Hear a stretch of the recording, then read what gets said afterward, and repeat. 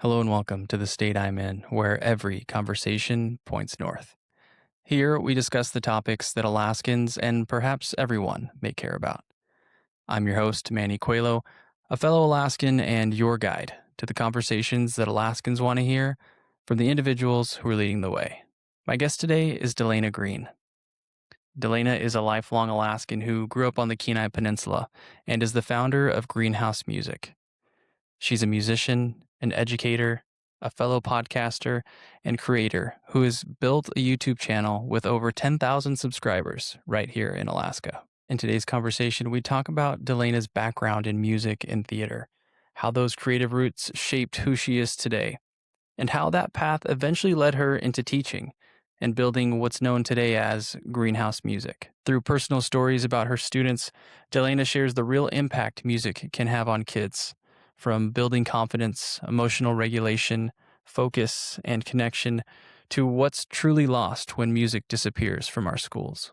We also discuss her mission to reduce the barriers to music education and how she's working to make music more accessible by providing a variety of resources within the community, meeting families where they are, and creating on-ramps for kids who might not otherwise have access. We get into what it's like to create from a rural place, building a business, a podcast, and an online audience, all while raising a family here in Alaska, and why big ideas don't have to come from the big city in order to be meaningful. As someone walking a similar path, I genuinely enjoyed talking with a fellow podcaster and creator who is figuring out how to grow something real, sustainable, and impactful from the ground up. And now, my conversation with Delana Green. It's insane what is out there now that's actually available to be for content creation. Mm-hmm. And it's nice. Yeah. But it also is like, and all the AI stuff too, but then you spend a long time correcting it. Yes, thank you. You spend just as much time correcting it. So everyone's like, oh, it saves you time. It doesn't save you time yet. Yeah. And there's so much that's like, I guess that is what I asked for, but that is not what I want at all. Like, that's not what I you have to know exactly what you want from it. And when you're creation and you're creative, it's not always easy to know exactly what you want from it. So I dabbled with some AI stuff, like AI videos, and Riverside has one, kind of, but it's just not good. No, you still have a ton of work, so it actually doesn't save you much time. I agree. So I have not been able to do that yet, but I'm waiting for the softwares to come that will actually save me legitimate time. Yeah, totally. Because it's a lot to do a podcast. Yeah. I want to, and we'll get into that for sure. I'm happy that we got to do this now because just looking at the schedule, I have some people lined up that are doing stuff on YouTube that like have a significant following of people, like people in Alaska that are creating and doing stuff. So it's cool to be able to start closer to home for me, at least, to kind of launch into that area.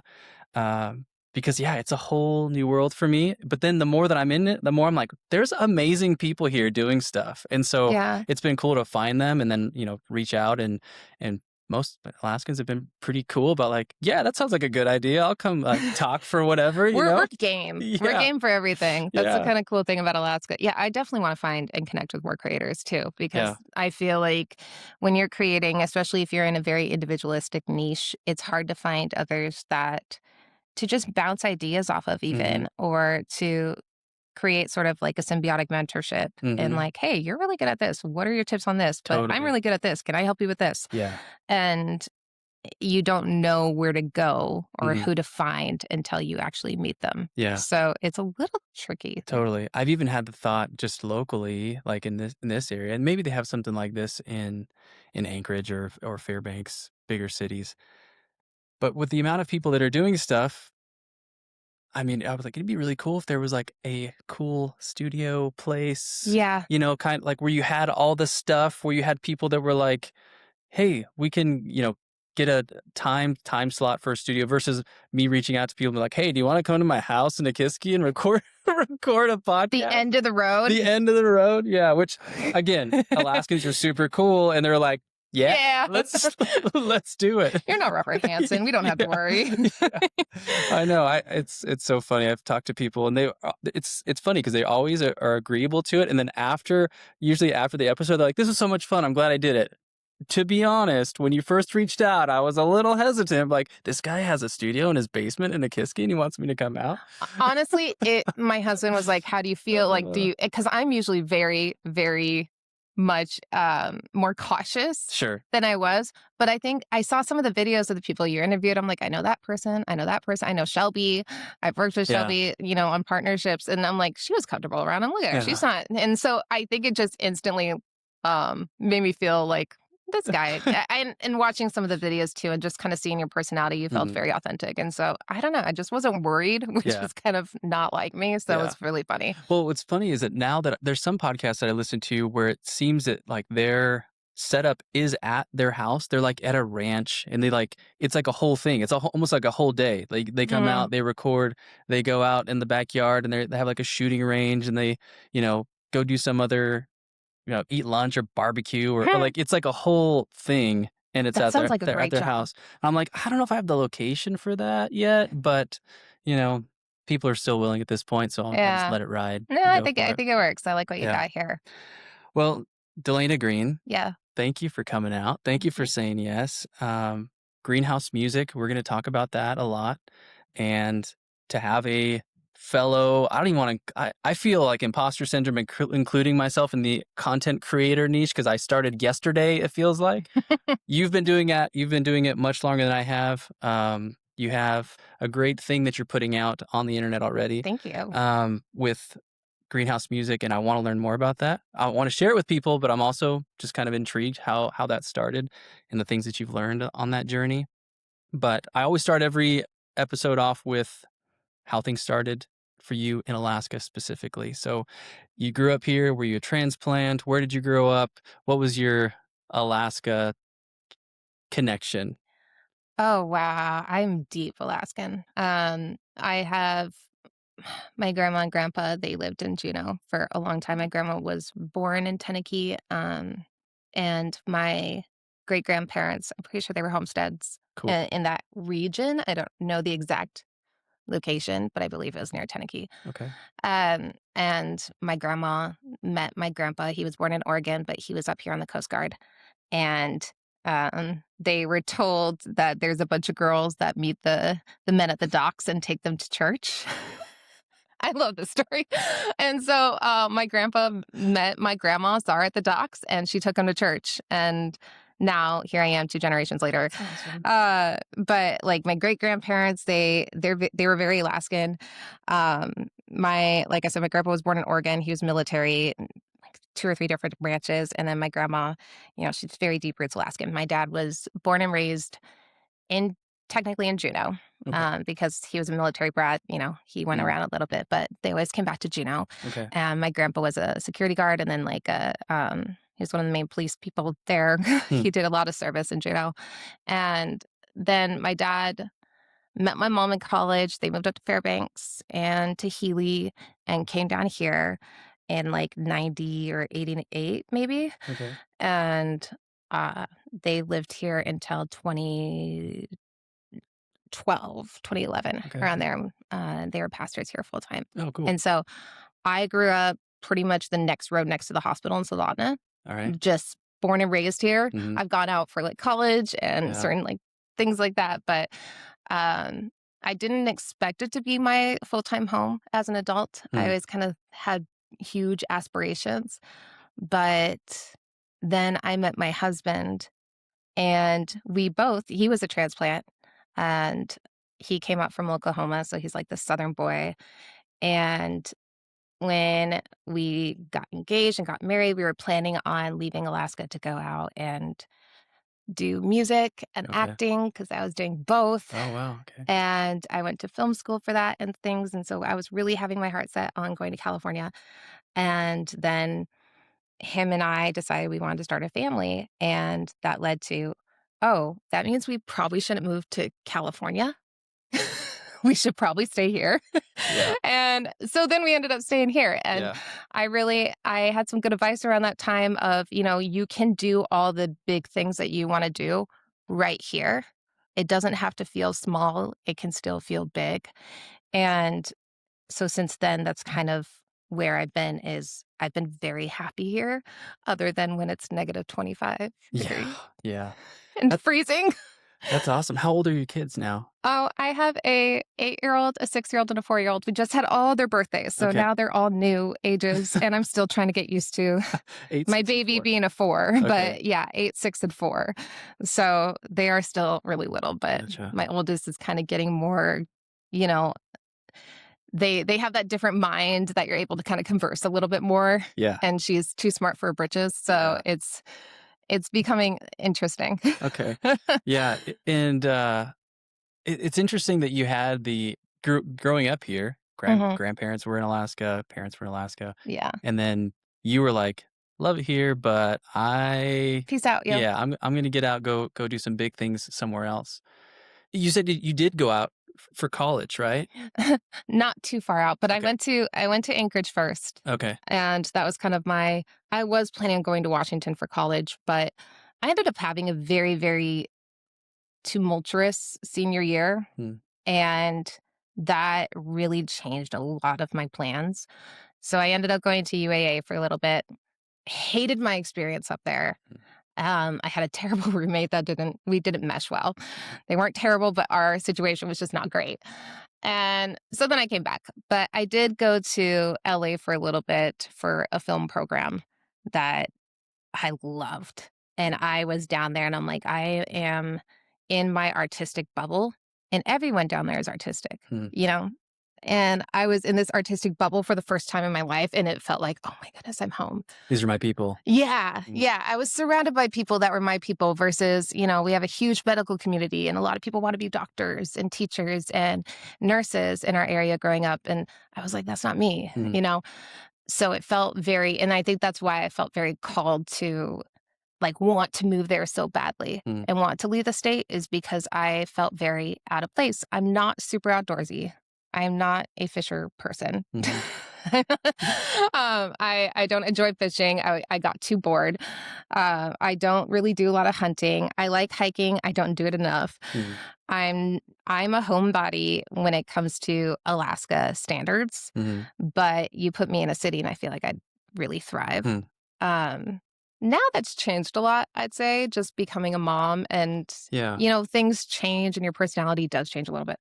So I ended up really finding kind of my best version of me here versus and finding kind of creating my own community. Yeah. So You and your husband, in looking at starting a family, you knew that even though maybe somewhere else could give you all your hopes and dreams and be around more of your people, surrounded by yeah. what you're wanting to create, you're like, "This is probably gonna be the best place to raise a family, though." Well, that and money wise. Mm, I mean, when we got married, we were planning on within a year moving. okay, And so we were like, we got to save money. We got to do this.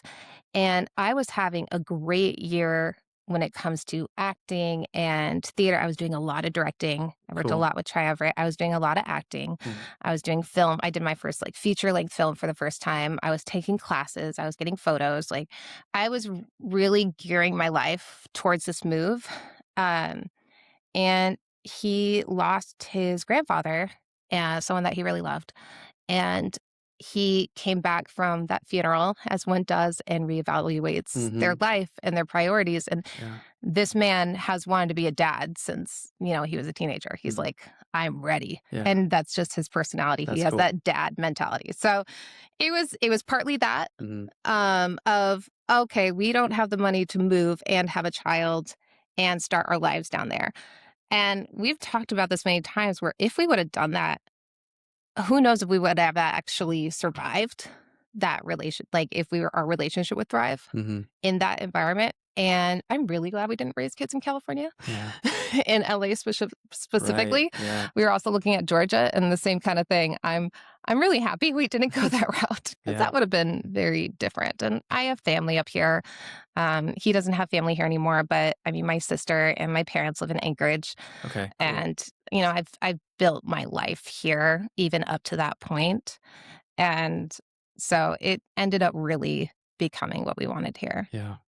I think it's cool that you said that not to look at where we live as, like, just because you don't get to go and do all the things that you had in your mind that would be possible in LA or California, to still have that mindset right here where you live with all your hopes and dreams and things that you're trying to create and do. I think that's pretty cool, because maybe someone would give up on that dream and be like, well, I'm just going to be a mom, and all that other stuff that I wanted to do, it's out the window. And that was a Joe Rizzo thing.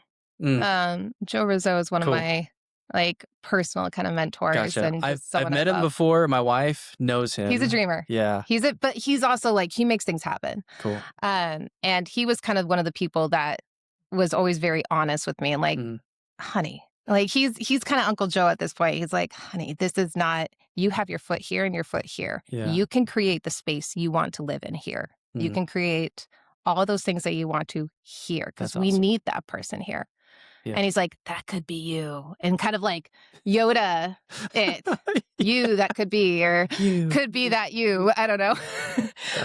And so, yeah, that was a very much a Joe Rizzo talk that stuck with my head. Cool. And really, and he cultivated it. He helped me become a director and start writing. He really, really helped me to start writing plays and gave me a space for that, gave me a stage for that, and still does, even though I'm not acting in theater right now. He texts me like, hey, are you going to audition for this show? And I'm like, not right now, even though it's so hard to say no. He's like, you're doing a good thing. You're doing the right thing. And I think it's really important to have someone like that in your corner.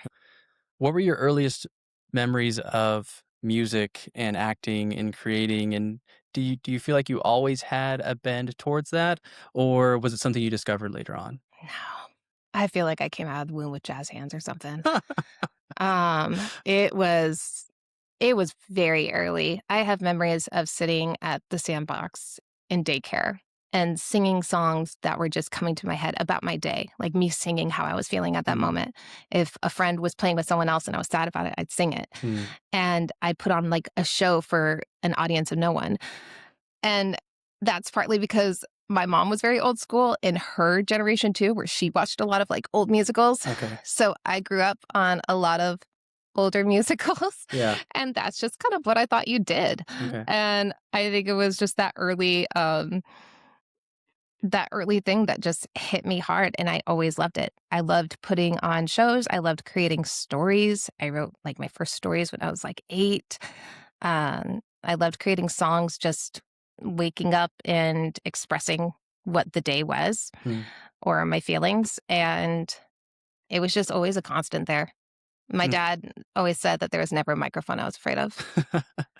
And ever since I can remember, I always felt a very thick, tangible calling towards a stage. I would go to a concert and I would feel it. That's awesome. So it's always been there.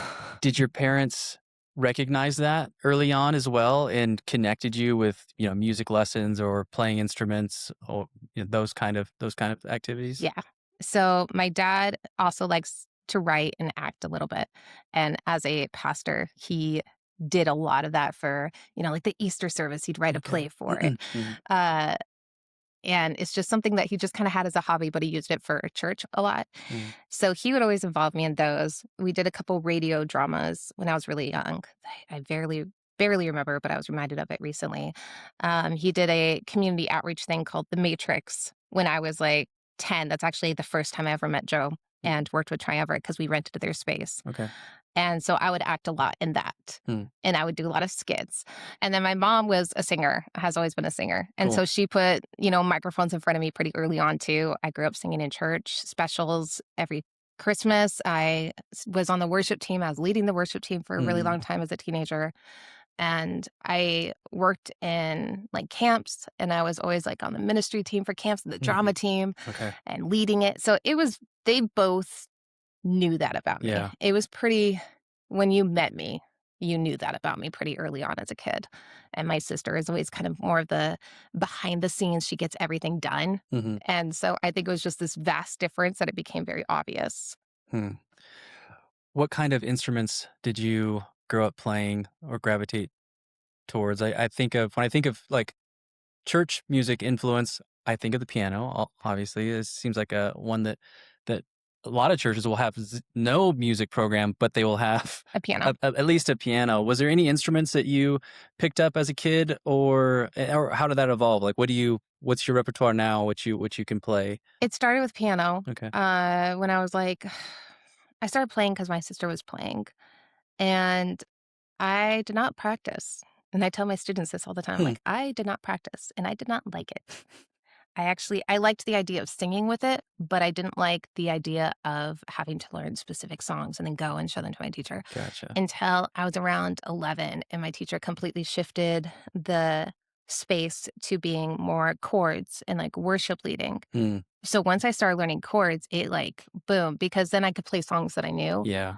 And I could play songs that I knew inside and out. And I started writing songs around that time too, like actually writing them down with chords. So it's funny that that's where I was for a very long time. And when I was performing, that's where I was. And I actually got terrible at reading sheet music. And it's ironic to me because the other day I was doing chords and I did not have the fast chord mindset that I used to have, and I could feel it, but my reading has gotten better. Okay. So there's the two different approaches to music, and one is more like that chords, and then the other one is sheet music and reading the individual notes on the staff. And I definitely liked the chords because you have so much more freedom in it. Yeah. And I did not like rules. And I liked that creative freedom and that expression. So that's where I definitely gravitated towards. I did guitar around the age of 15, 16. And I started doing that a lot when I was an early adult. I did a lot more guitar because it was easier to travel with. And I had this tiny Dodge Neon and it was hard to carry my keyboard all the time. And so I started learning guitar more and I liked it and I wrote a lot of songs on it, but it didn't feel nearly as much to me as the piano. I always kind of came back to the piano and I do. I love the piano now even more than ever. And yeah, so. Did you do singing lessons or voice lessons or anything like that growing up? I did. I did like various singing camps and vocal camps. I did when I did the piano and the chords with my teacher, you know, she would work on my singing just a little bit, more developing my ear. Okay. And then I did a little bit of voice lessons when I was a senior. But overall, I rarely did choir throughout school. I did like one semester of choir in middle school. I know it's really kind of funny. It's because my schedule was always taken up by band. So you have the room for like 2 specials. And so I had band and I actually didn't like it, but it's how I met my husband. So it was all worth it. It was really when I started teaching music that I started to understand it even more. And that's when I fell in love with all of it. Okay. So now I just love all the instruments and I have a basic understanding of the main instruments that someone learns, you know. But back then, like I played trombone and I was really bad at it. And my poor band teacher was pulling the hair out that he had left and was I feel bad pretty regularly when I think about that. I'm like, man, I just was not good and I didn't practice. But now I like that instrument a lot more. The trombone? Yeah, which is like I feel like I understand You're it like, more. oh, I get it now. I get it now. I get it now. Which it's very similar in the way the bass works. It's kind of just math in some ways, but I understand it now. But also, I'm very grateful for it because even though I did it for 8 years and I did not like it, that 8th year I met my husband, and he was playing trombone right next to me. Okay. So like we met in that music classroom, and that I'm like forever grateful for. So it'll happen for a purpose. Cool. You know, he's musically inclined as well. Yeah, more in guitar. Okay, cool. More with guitar than I am sometimes. So my mom tells me a story about when I was like 6 years old. She tried to get me into music lessons, and it was guitar. I wanted to learn how to play guitar because my childhood idol was Garth Brooks, and I wanted to be Garth Brooks when I grew up. And so she was like, okay. She signed me up to some, local guy music store that had lessons during the day, and I left crying because he didn't teach me Friends in Low Places. He was teaching me just the basics, right? And I was so frustrated as a 6-year-old. I was like, I want to learn Friends in Low Places. And my mom was like, well, you just got to stick with it. And I said, I'm not going back if I can't learn Garth Brooks. Oh, no. So I didn't go back. Oh, But then I that's so picked it sad. up again as a teenager. You know what I thought? I wish I would have stuck with it because I would have been so much better. I hear that from nearly everyone. Yeah. I hear that from everybody. Nearly every adult that ever took a music class were like, I wish I stuck with it. Yep. I wish I stuck with piano or Totally. guitar. But yeah, that's actually one of the questions I ask parents when they come in Hmm. is like, does your kid have a favorite song? So Hmm. that in the first like lesson or two, I can kind of give a little bit of that gratification Yeah. almost of actually achieving something Yeah. as Dangling the fast. carrot Yeah, just a little just bit. a little bit, Yeah. even if it's like one bar or Yeah. one measure, just something to kind of be like, oh, I can do this. It's Hmm. achievable. Because yeah, that's a huge motivator. That's the big motivator. That's a good transition into when you discovered that this isn't just something that you love doing. This is something that you want to be able to teach others. When did when did that kind of come onto the radar It that was you an accident. what? Okay. I never wanted to be a teacher. That was not something that ever Interesting. was on my radar. I wanted to be a business owner. I Mm, wanted to run my own businesses from like the age of 8. I had ideas. I knew I wanted to be an entrepreneur. I knew that word, and that's what I was going to do with my life. And I also knew that I had a gifting for ministry too. mm, That was something that was very obvious to me from an early age, and my parents too. And that was just in my blood. mm. Um, and I loved music and acting, and I wanted to do those. So all of that, like from a very early age, especially music and acting, I was like from the age of 4.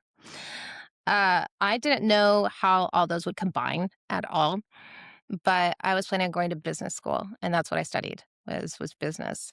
I was working at a daycare, and I've always loved kids, and I always knew I wanted to work with kids. Like, or Okay. I would love that. So, but that was never a job thing. That was always I just like working with Hmm. kids. Um, but I was working at daycare and I was working in the toddler room and I found out I really liked it. And it was just while I was, my hours off of school. And through that, I found, okay, I actually like, being in charge of kids. Hmm. I like that. It's fun. I started teaching because someone asked me to teach their kid on the side. Um, and I still know who my first student was. And now she has kids that are almost old enough. So That's it's awesome. crazy. Yeah. Um, and so I started teaching her. And then I started teaching another kid. And it was just people from my church wanting me to teach their kids. And I found out I was kind of good at it and I liked it. And then at first it was kind of like, oh, well, I could earn this much if I continue doing it. It's just kind of a money thing. Like I need to save up money because I'm an adult now and I have Hmm. adult like payments to make. Yeah. How old are you at this time in your life? 18, 19. Okay. I was 19. Yeah. So this was like 2012.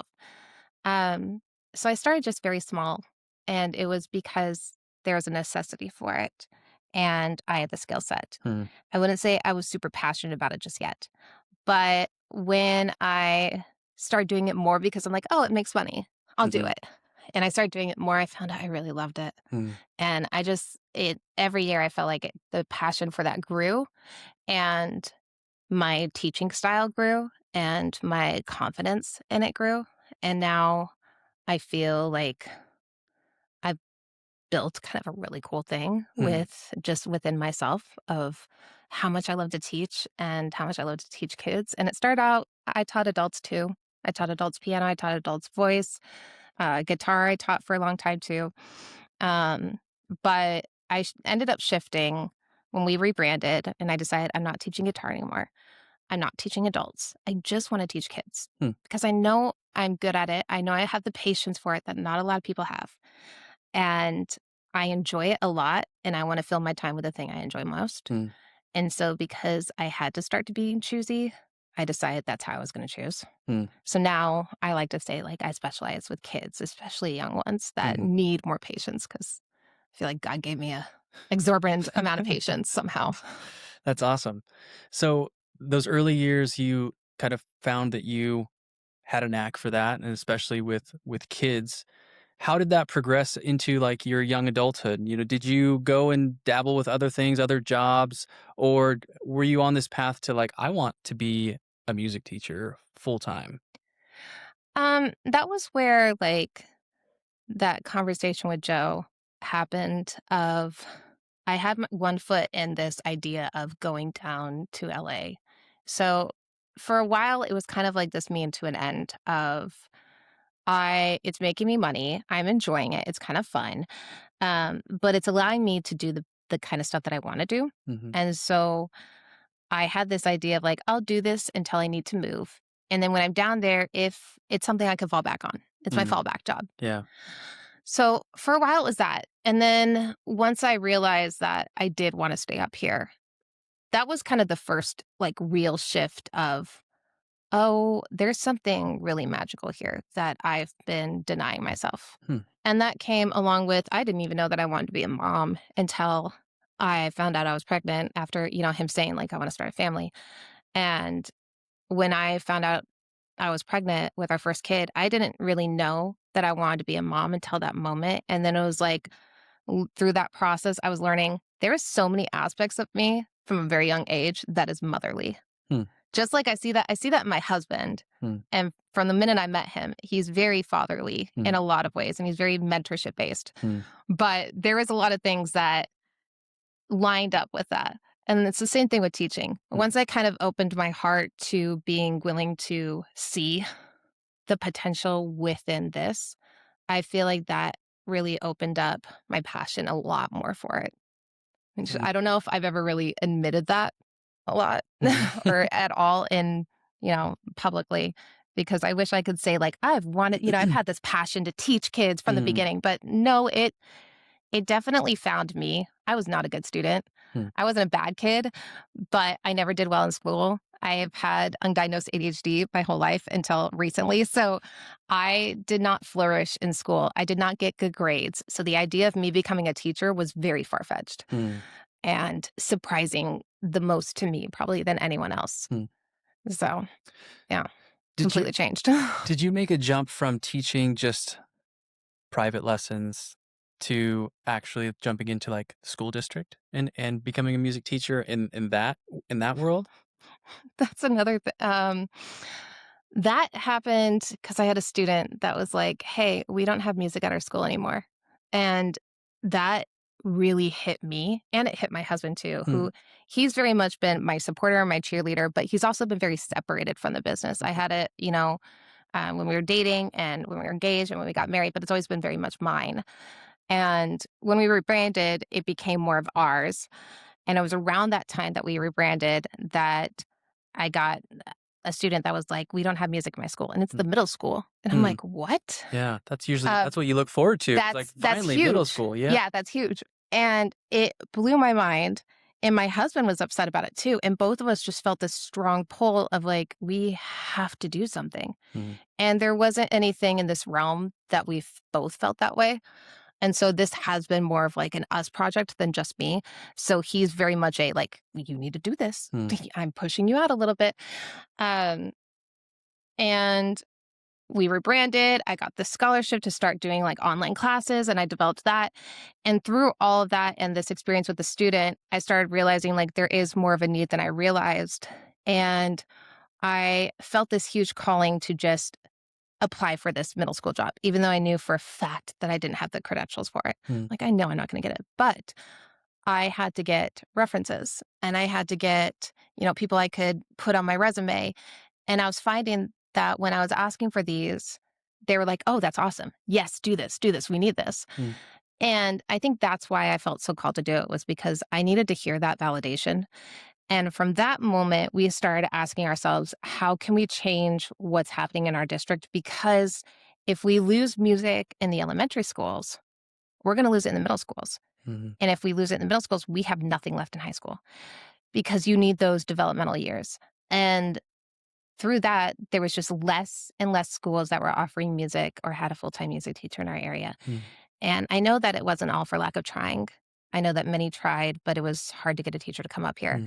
And um, after trying with a couple different schools and things falling apart and failing, it was really discouraging, but I just kept feeling this pull to keep trying. And I finally found one school that said yes. Hmm. And they had me come in, and it was just about life changing in such a beautiful way. I Hmm. loved it way more than I thought I would. I was nervous to go back into a school building because I did not have a great experience. Yeah. Yeah. But I ended up really looking forward to it. And now it's getting out there a little bit more. Parents are becoming aware that we don't have music and they want it for their kids. teachers have known this for a while, but there's not much that they can do. And then the principals feel like their hands are tied. I mean, this is my observation, so Yeah. it's not all generalized. Um, but through this process, I'm getting a little bit of a different observation and different look into the schools of what would actually help them, what is achievable, how can they still give this offering? And that's where I've really shifted on from the idea of, oh, I can come in and be a full-time music teacher at this place.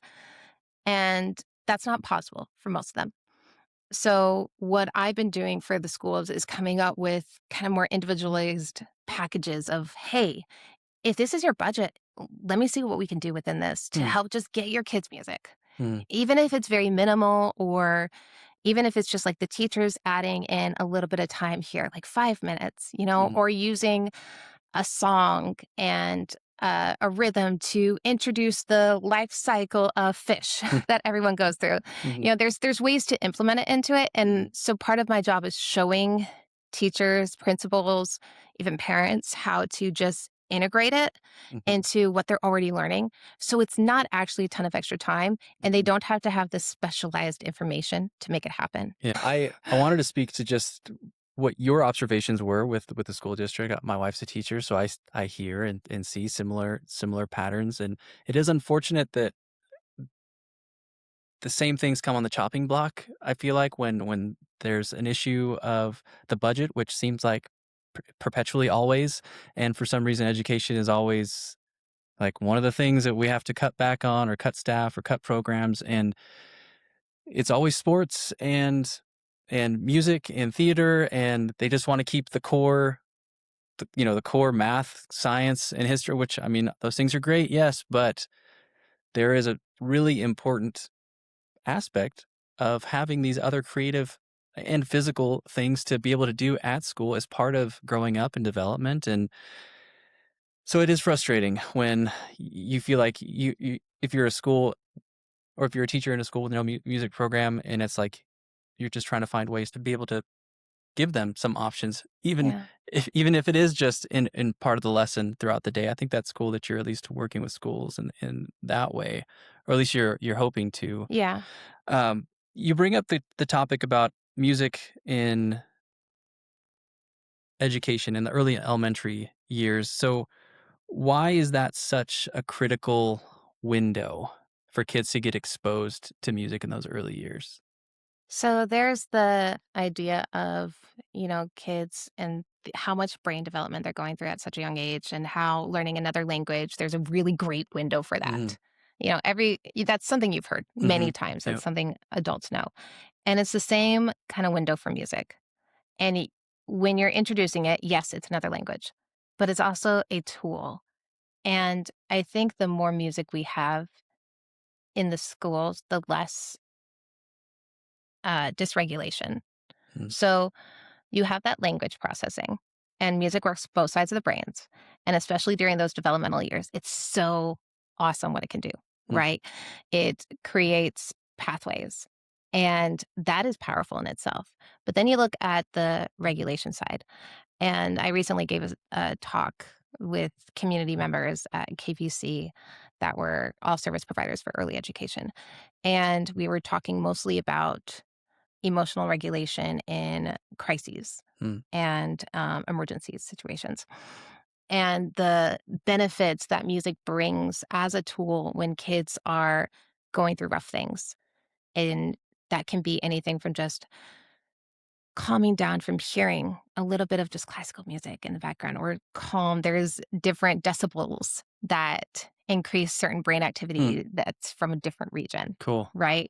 Um, Music is so calming to the brain. It's a tool for expression. It's a tool for movement. Mm. There's guidance in all of those aspects of it can touch nearly everything a kid needs. It can be woven in. And when we lose just the basics of that, or the connection between music and all of those things, if that makes sense, I feel like we are missing out on so much of a kid's developmental time. Mm. I mean, you look at historically music being very much a way for stories to be passed down, and I'm seeing less and less kids knowing nursery rhymes Wow. and Christmas carols. I did a caroling group this year, and it was the second year in a row where I really felt like, man, these kids don't know classic Christmas carols, Hmm. which led me to do the podcast series I decided to do. And like I was writing songs and doing the carols and I was mixing them together, right? So I had my originals and the carol songs. And so the kids were learning both. And they're like, oh, did you write this? I'm like, no, that's Silent Night. Um, okay. How do I explain this? Yeah. Or did you write this one? No, that's Joy to the World. Mm. And I'm seeing these patterns and I've seen them for years, but they're getting worse on like kids don't know classic nursery rhymes. Mm. And not that that's like, not that every child needs to know classic nursery rhymes, but there's so much history in them. And there's so many just simple things to be taught by them. When you think about, I like to give the example of when I was in labor with my first baby, my husband, we instead of doing the or breathing through Yeah. breathing through contractions, we were singing ABCs, and it was just kind of to get me through, and I was able to do it, the whole song, and it would help me focus on something else. To be in a frustrating moment of your body, or to be in a crisis of the body, or going through a traumatic time, there's still those songs that everybody knows that can come to the mind, Yeah. and we're not giving that tool.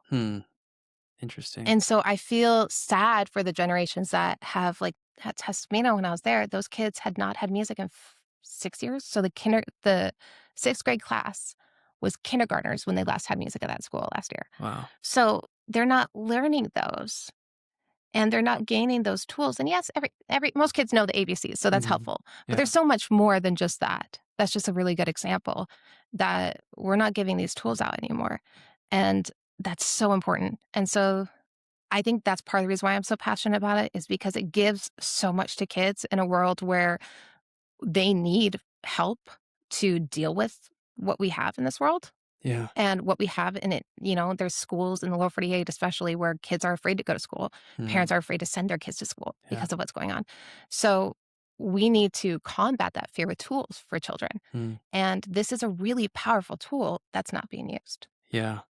I heard a really sad statement by the local music store owner in Kenai. I'm blanking on his name right now. Copycats? Yeah. Yeah. Okay. I don't remember the name. But I went in there looking for, this was like a year or two ago. What was I looking for? Oh, I was looking for a drum set because my kids, I was like, we're getting ready to go into winter. I want to get some like musical instruments. I taught myself how to play the drums. I enjoy playing the drums. And I was like, maybe my kids will enjoy it. My son at the time was like showing some like he might actually be able to carry a beat. So I was like, let's explore that. And so I went there. He didn't have any drum sets. And he's like, he had guitars and other instruments. And I said, man, so where can I find one? He's like, well, you're not going to find one anywhere around here. He's like, you definitely go to Anchorage. And I was like, that's such a bummer. And he's like, yeah, kids just don't want to rock out anymore. And I was like, what? He's like, everyone that comes in my store is like your age. They're like mid-30s. Where they wish they would have stuck with it. Exactly, yeah. Right? And he's like, I don't get a lot of kids coming in here looking for musical instruments. He's like, once upon a time, that was who was in the music store, was like parents with their kids that are getting instruments because music was a big part of life. And he's like, it's just not that way anymore. And I kind of reflected on that for a while. And I'm like, all more motivation, one, for me to find some instruments for my kids to play. And two, just kind of gave me a big like 1,000-foot view of what's changed. And he's like, yeah, he's like, kids are doing stuff on TikTok and they're creating things digitally now, and they want cameras and they want microphones, for their phone or their phone, or he's like, they don't really want musical instruments. And I was like, huh, that's really sad, because I think it is a big tool to be able to use as a form of expression. Thankfully, my daughter, she writes music. She writes her thoughts down. She makes songs. She was making raps at like 6 years old. And I was like, okay, a little edgy, but whatever. I like it. Making raps. And I'm so glad that she had a music teacher at Mountain View, actually, that introduced her to Soundtrap, Mhm. and she had a Soundtrap account as, like, a second grader and has been making songs, I like, love that. all the time, and she is able to express herself that way. So it Mm. is sad to hear that that isn't the norm, that there's kids out there that are not getting access to this form of expression. And it's also atmospheric. Mhm. So, one of the things that kinda caught me off guard that I just did on a whim, and then I ended up really loving doing it, was I went early to the school, and during drop off, I was playing the ukulele and just, Cool. like, singing, like, making up songs, like, for the day, but parents were loving it, and the teachers were loving it, and the kids were walking in with smiles on their face to the school, like, they come in the school, and this happens, and it was such a powerful eye opener of, "Wow, this sets the tone." Mm. And you know that, when you walk into a room or you walk into a building, there's a tone that's set. They know this in big companies where they know this in stores. Yeah. Abercrombie and Fitch comes to mind, and Hollister. Yeah. They Yep.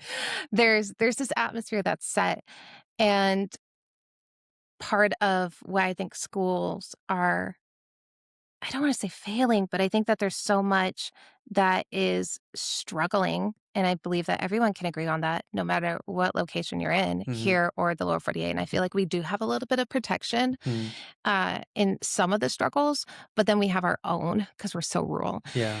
and but I think that setting the tone should be one of the first priorities when kids come into the school of how are these children feeling when they come in?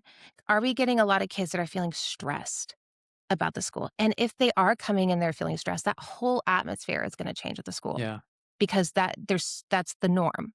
If they're coming in and they're angry, that's where you get other major issues. Mm. If they're coming in and they're feeling calm, or if they're coming in and they're smiling, Mhm.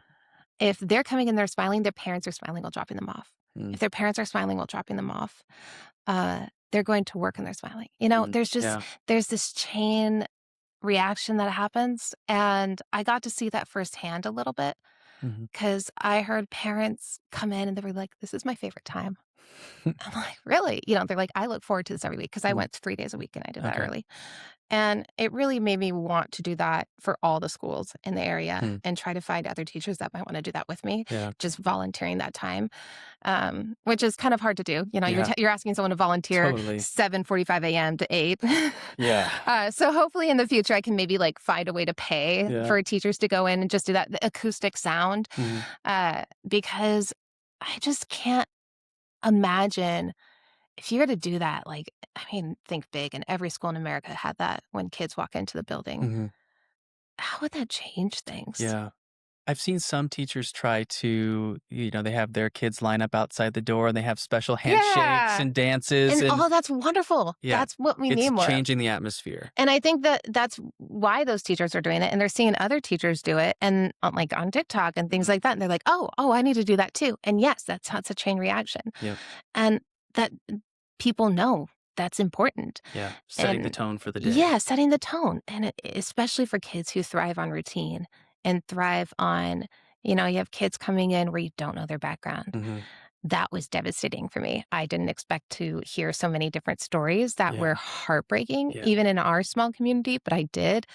And carrying that home, the next morning I would go there and I'd be able to sing to that, whatever that heartache was. In my mind, I might have Yeah. been verbally singing something happy, but in my mind and my heart, I was like, I can make this moment good for this kid. And maybe that can erase some of the negative thoughts that they're carrying, you know? Yeah, that's really cool. I just imagine, like, what would happen if that was The every school in norm. our area. The norm. Yeah, Yeah. that we could, I know it's like it feels impossible, Yeah. but that's on my mind right now Mhm. is how can we even just the minimal, that's 15 minutes. Mhm. I can't do every school, but if I can find other teachers maybe that are, passionate about it with me, or even just people that can play a song or 2, Yeah. or that can come to a class that I can teach and be like, Mhm. "Hey, you can do this out of Yeah. school for 15 minutes." That's just I can't imagine what that would do to our area and Totally. our kids. Yeah. And it would be a place to start for sure. Right. Yeah, and Yeah. see, that's small, Yeah. but schools can start there. Yeah.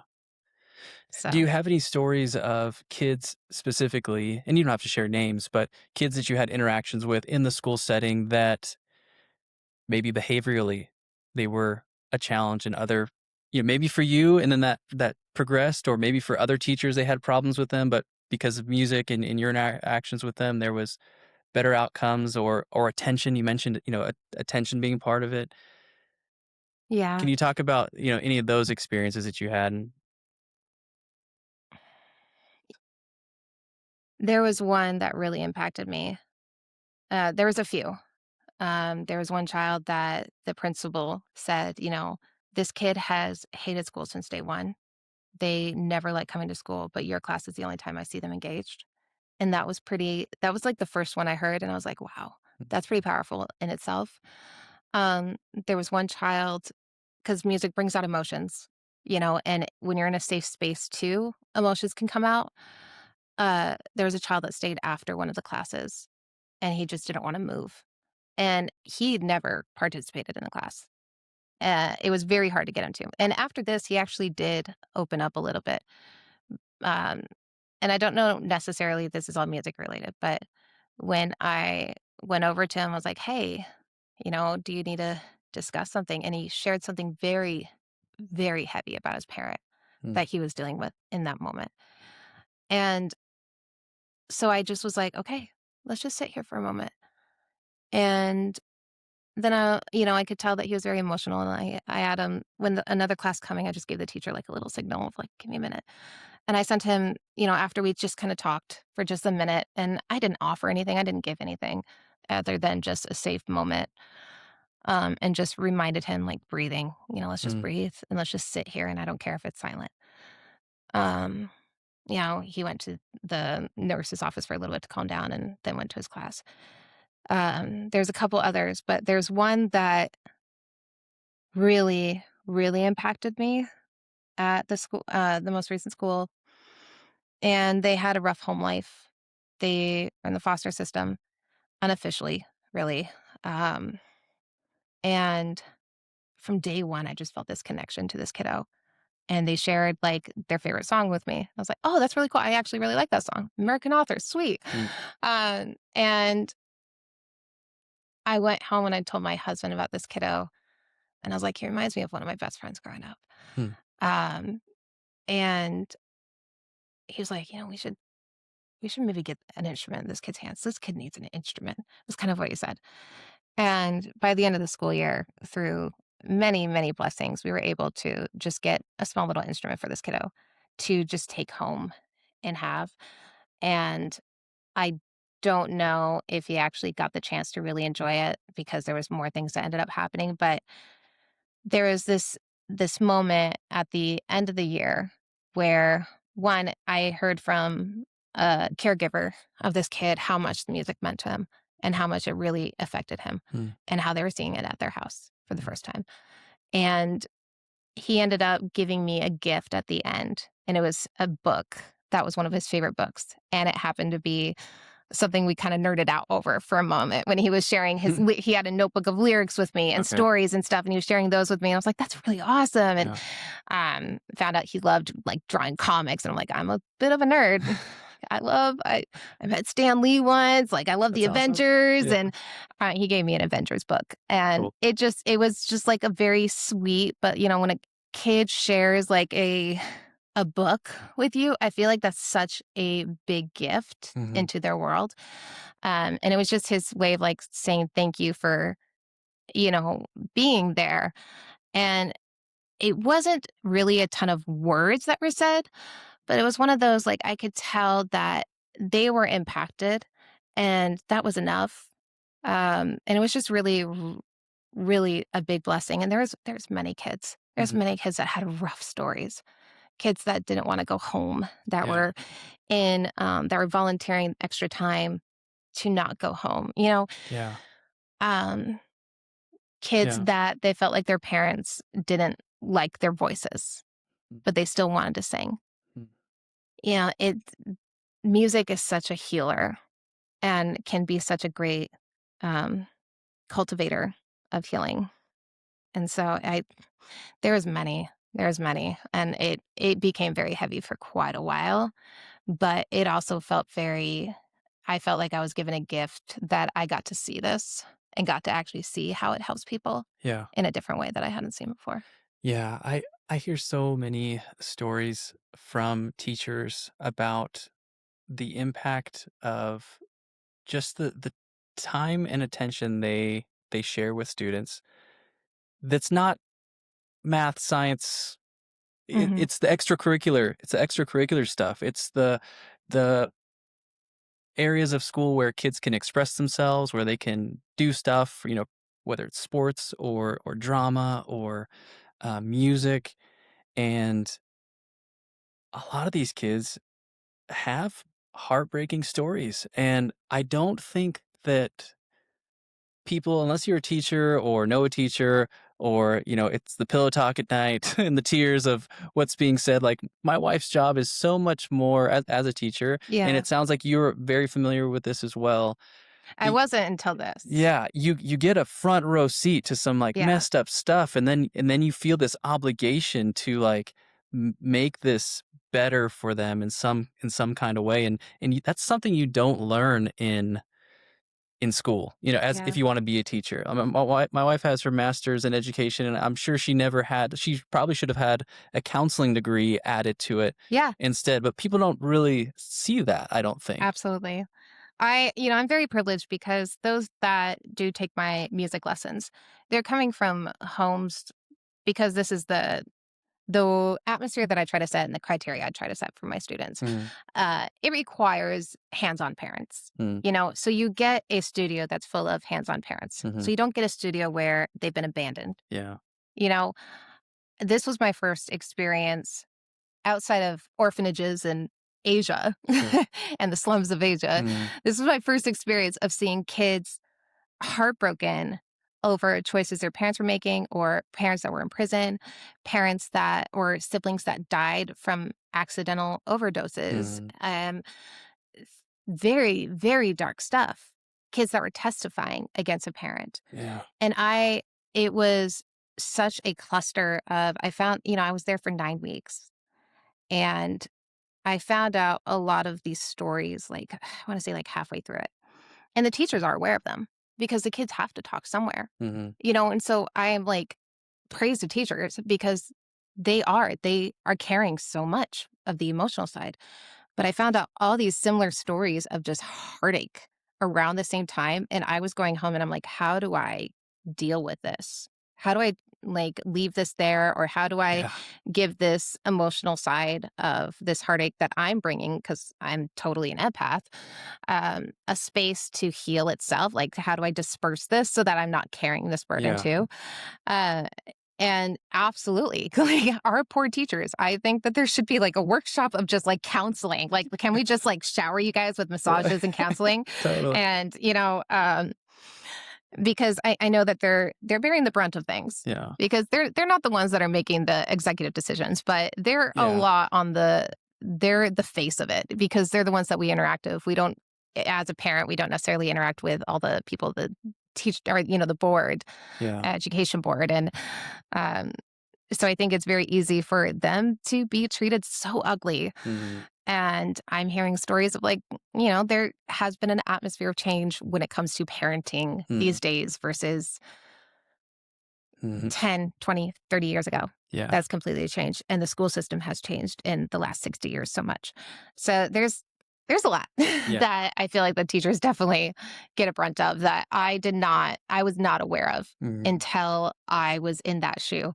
And I'm coming at it from, I never want to like step on the toes of teachers. And I don't want to say, hey, you should spend 15, 20 extra minutes doing music in your class. Well, it's great. Where's that 20 minutes going to come from? mhm, I want to try my best to see them for how amazing that these teachers are and try to see how can I meet you so that I know you want to do this. How can mm, we make it happen in your classroom in a way that works with your schedule and what you want the kids to be learning mm, and the requirements that you have to meet by the state. yeah, There's not a lot of time. There's teachers that are being required to use their prep time to do specials. yeah, And so with me coming into the schools, I'm walking this very thin line of how can I really help a school put music back, but also not take away from the teachers, Mm. but add to it. Like Yeah. not add more on their plate, but just kind of just can we squeeze this in a different way that makes sense for you Yeah. and for how you have your classroom set up?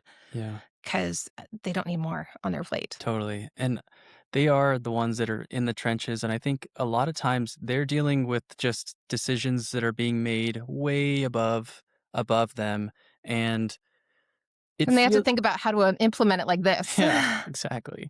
It feels like they, they're trying to do the best with what they have, Mhm. and I think that's why the burnout's probably so high because once your time, like more is being demanded of you while your time is not increasing, it's shrinking, or Mhm. your resources aren't increasing, they're shrinking. It gets overwhelming, I think, and those are the kind of things that I wish people that were making the decisions were more in In tune. yeah, in tune with because Musical term yeah, exactly. there. So What's your advice to the parent that maybe their kid isn't getting what they want for them to get as far as, music and exposure to that and using it as a tool? What's available outside of the school the system. school system, yeah, that you would, like, recommend to whether it's someone that lives right here on the peninsula or if it's just, Greater Alaska? That's part of what I'm trying to build is resources in that way. Because I couldn't find a ton that Mm, were just free, okay. like using free resources, one. So that's why I developed the podcast because I couldn't find another music podcast for kids Mm. that met elementary kids and taught them concepts or how to implement those concepts or music history Oh, yeah. or the importance of songs. And, you look at all those spirituals that came out of the Civil War, and there's so much history in there. Mm, Art tells so much history in general. And it tells the history of the real people, I mm, guess I should say, than history books. But so podcast, I have my podcast, but there's so many other music resources. On YouTube, if they're in preschool, things like as easy as Miss Rachel or I love Danny Go. My kids love Danny Go in mm, elementary. Uh, I've used him a couple times. There is there's many creators on YouTube now that showcase music in general. And if they are a kids creator, they like to implement music. I love Bluey for that reason because it mm, has so much classical music just put in. mm, And so kids are recognizing Mozart without knowing it. And it's yeah. really cool. And so I have my YouTube channel, Greenhouse Music _ AK. And then I have my podcast, and those are both free. And I know that there's others, and I'm really trying hard to think of other Mm. resources right now that are on YouTube.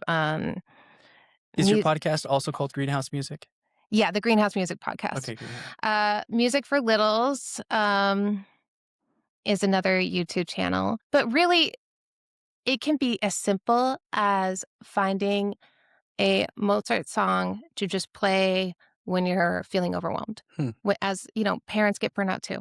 mhm, And having just a moment of, hey, let me just play this real quick while I calm down and maybe I can wash the dishes because that calms me down or something. And mhm, the kid can calm down to Mozart music, just like a little reset.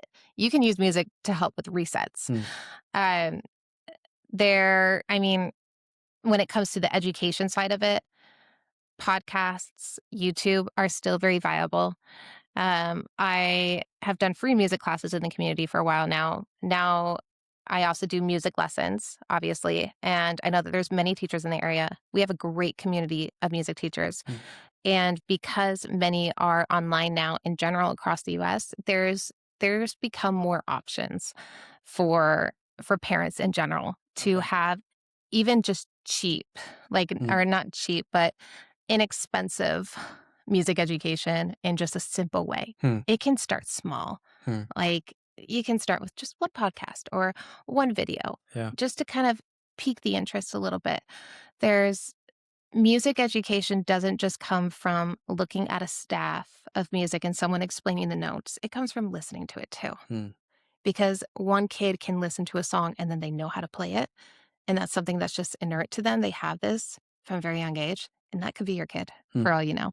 You know, it doesn't have to just be, I am learning something like I'm learning the ABCs. It can be as easy as listening to just classical music. Yeah. So That's a good point. I think it's cool that what you're doing is like you wanted it to be free in the beginning. It's interesting because hearing you talk about it in the very, very beginning, you're like, oh I can yeah, make money on this. I didn't think And, about that. and now as someone that's doing this, you're like, there needs to be a good free resource for people to be able to have. So I think that's a cool. I mean, you look at we're so rural here. Yeah. There's many villages that don't have music, Yeah. and you know, that's a completely different ball game because there's a lot that is traditionally, you know, passed down. But I mean, in their schools, they don't have it as an option. And so for me, it wasn't just about free, but it was also about if it's free, it becomes more accessible and there's less barriers to entry. And I do believe that people think there's too many barriers to entry when it comes to learning about music. And I want to decrease that idea. Cool. So that's a big part of it. That's interesting. I hadn't thought of that connection. Yeah. So tell me the story behind Greenhouse Music, like officially, as you know, as the podcast, as the YouTube channel.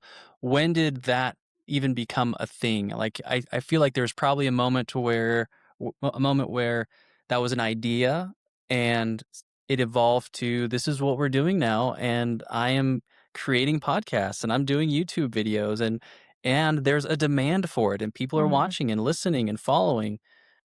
And I'm in Soldotna, Alaska. One, it's funny. That's a kind of a seller point to a lot of people outside the States is when you say Alaska, they're like, Yeah. oh, what? Music must be What? different there. Yeah. It's a different country. Yeah. This is kind of an interesting-ish story because it started out Delana Music, Okay. and that's what I was for a long time. And that covered kind of my performing side and my teaching side. So that's the rebrand that you talk about. Yes. It used to be Delana Music. Yeah. And then And rebranded when to we Greenhouse. rebranded, Okay. it changed a lot. I became a mom back in 2017. And so it was under Delana Music until 2021, the end of 2021. So I had 2 kids through this process. The pandemic happened. We were building a house. My husband was gone from our home 80, 90-hour weeks. Wow. And so he would come home and he'd sleep. And I was barely surviving. He was barely surviving. Our relationship somehow got better because we got really effective at communication. And as a young married couple, that's kind of really good to learn at that time. But I was a young mom and I was going nuts. And I still had the business, but it was very low key. It was very minuscule because my time as a mom was so demanding. I had a very difficult toddler time. And so we get to 2021 and we have our last child. She's now 4, which is mind boggling. And in the middle of contractions, I saw this ad for a scholarship program in Soldotna that was like a business thing. I was like, oh, sweet. I had wanted to do online classes since I had my first baby. So back in 2017, I had that idea of it would be really cool to start putting learning videos on YouTube. Wish I would have done it then because you'd be a lot farther. Right. And that's the thing with content creation. It always should have happened sooner if you're ever going to do it. And my husband was exhausted and he was done with the company that he was working with. He's like, I can't, it wasn't a good match anymore. And he had been loyal to this company for so long. So we get to the end of 2021. I'm filling out this application in the middle of prodromal. So it was long breaks between contractions, but contraction, filling out this application, contraction. And then funny. I know it's a weird, I don't know why hyper focus. I needed to distract myself. Yeah. So I fill this out just kind of on a whim of I would like to do my online classes finally and be cool to have $4,000 to put towards that. And then I had my baby. I got diagnosed with COVID 2 days later and I had a home birth. So we were still at home and everything. And I get this notification of hey, you're one of the finalists. I'm like, sweet. Cool. What do I do now? And they're like, you're going to speak in 2 weeks in front of some judges and they're going to decide if your business is worth investing in. And I'm like, I have COVID. I have to like write the speech. I have to get a prototype basically. Like I'm thinking of all this stuff. So I'm doing this like laptop here, baby here. Yeah. And then I end up giving the speech or speaking in front of these guys. And I actually did pretty good, but I had my baby on me the whole time because she was 3 weeks old. Oh And my so that's actually gosh. one of my like proudest moments as a Yeah. business owner and mom was having my baby like in front of all these like intimidating people. Right. It's not like Mark Rubin or anything, but business people of our community Yeah. and including one of my former like business school professors. Um, and I ended up getting it. And I got it, and my husband during this time was on maternity leave. He had paid like sick leave. Mhm. And he comes into the room and he's like pacing. I'm like, what are you doing? He's like, what if I quit my job and we just go full blast into the music? And do you think it would work? I'm like, you're the numbers guy. You tell me. He's Mhm. like, okay, we'd have to sell our car. So we'd only have one vehicle. We couldn't do like anything fun for a while. Like we couldn't Yeah. go on vacations, Yeah. still have it. But I would be a full-time stay-at-home dad so that I could take care of the very demanding little girls that we have, Mhm. that we love so much. And you could just be teaching full-time Mm. and you could develop this online thing that you want to do. And I was like, are you nuts? So we have a newborn. Yeah. This is crazy, but also, yeah, let's do it. Yeah. So a couple weeks, of figuring out how we're going to do this because it's like the beginning of November and I had my rebrand started in January. Okay. So he also came up with the name because I was like, I don't like Delana music. I have it for a while now. I don't feel like it represents where I want to go. And our last name is Green. Somehow we have very hippie sounding names for our kids, which is not his personality whatsoever. More mine than his. He's not the kind of guy that would be stuck in Homer. Like he's, Mm. you know. Yeah. And he's like, hey, why don't we do Greenhouse? I'm like, okay, Greenhouse Music Studio, the Greenhouse Music, the Greenhouse Studio, like kind of putting, it's like, no, keep it simple. Mm. Greenhouse Music. And I was like, oh. And I remember this moment of him like standing in the doorway being like, no, you're overthinking. It's simple. Yeah. Keep it simple. There's always someone in the relationship that's an overthinker. I'll just say that. It's me. Yeah. It's also me Yeah. too. He's my simple, but he also has like the most beautiful way with words that I can't even, he puts things in ways that I don't know how it works, but it does. And I just remember that moment being like, that's it. And it was such a simple yes to, yeah, a business I've been overthinking for so long that was mine, but also didn't feel like me anymore. Mm. I didn't feel like it was supposed to be Delana music. It felt bigger than just me. Mm-hmm. And I wanted it to be. And so we did that. And when you look at all the language that surrounds the idea of a greenhouse, it's like growth and flourish. Yeah. And I love that terminology. Yeah. Like cultivate, because I think that goes it's thinking about weaving and that goes so hand in hand with musical growth, especially in the brain. I think of the brain as like one big, gigantic, like kind of leaves and flowers and things. So it just worked perfectly.